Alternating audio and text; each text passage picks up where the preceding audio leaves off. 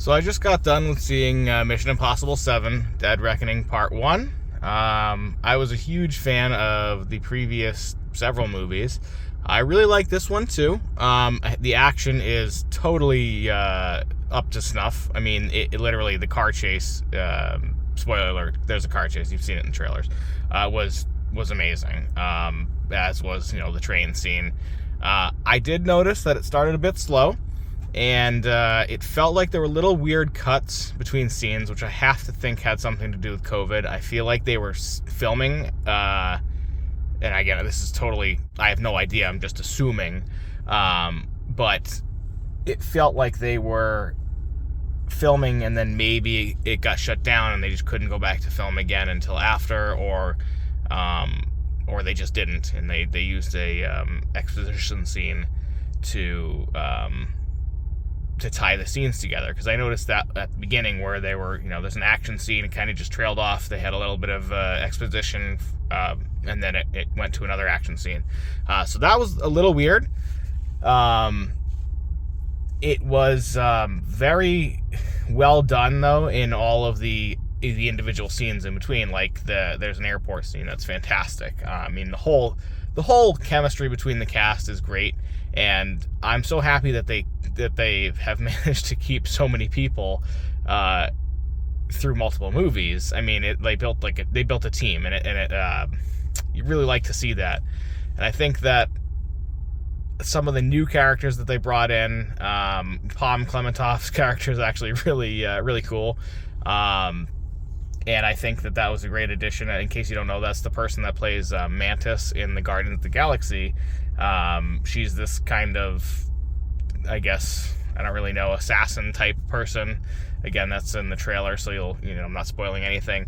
But her personality is pretty cool in the movie, and it's just a really good addition to the cast.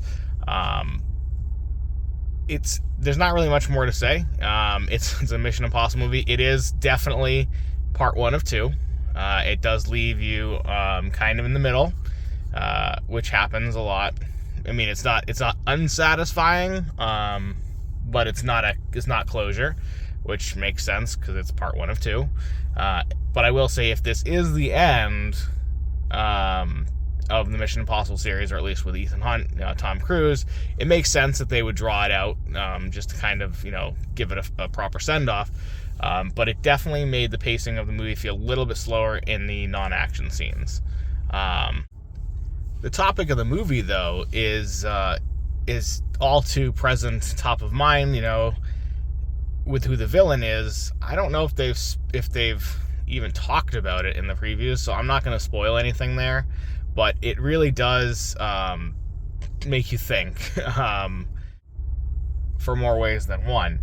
But it's just nice to see a movie that Hollywood puts out, and I shouldn't be surprised because it's a Tom Cruise movie. He knows what the audience wants. He's there to entertain you. He doesn't want to push any agenda or guilt trip you like so many other movies. So I was happy that was the same way with this movie. I did notice that there's a couple of Top Gun stars were in there as well. So we had Charles Parnell, who played maybe the Admiral, I think, in Top Gun Maverick, and then we also had Greg Tarzan Davis, who played one of the other fighter pilots. I don't remember what his call sign was, but it was cool seeing those two in the movie as well.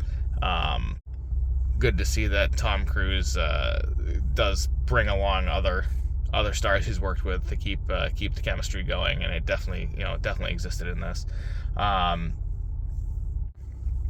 One final thing to say is I like how the Mission Impossible series has been doing it for a while now, but this movie especially, it really handles the strong female character well.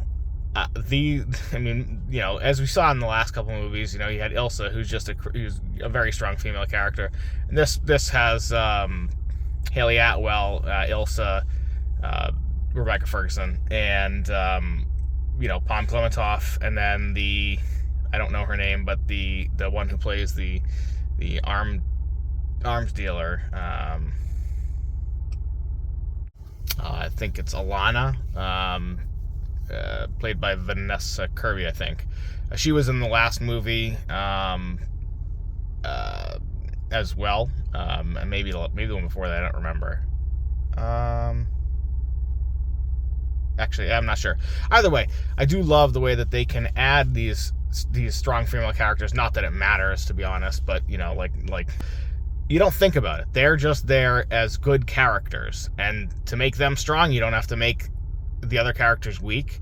You don't have to make them be ridiculous characters. They have a specific purpose in the movie, and they were good at their trade. I mean, so I love the way that they've done that. And that's the way it should be done, in my opinion. I know I don't normally do movie reviews / ever, but I saw this one somewhat early, and I just figured I would let you guys know what I think of it. Again, I definitely recommend it. I might get crucified for this. I personally think the last one was better. It just flowed a little better, and I'm hoping that part 2 is back to that flow. I really do think it might have something to do with the COVID interrupting the filming. Just in the first part of the movie, I noticed that it was a little bit of weird cuts between scenes. That's really my only complaint, though, and it just because it threw off the pacing. But again, definitely worth seeing, and it was super enjoyable, and the action scenes are top notch. You can't beat a Tom Cruise action movie. It's time for Rocket and I to go to bed, but if you're still up, check out this pre-Mission Impossible 7 message that Tom Cruise had for the audience.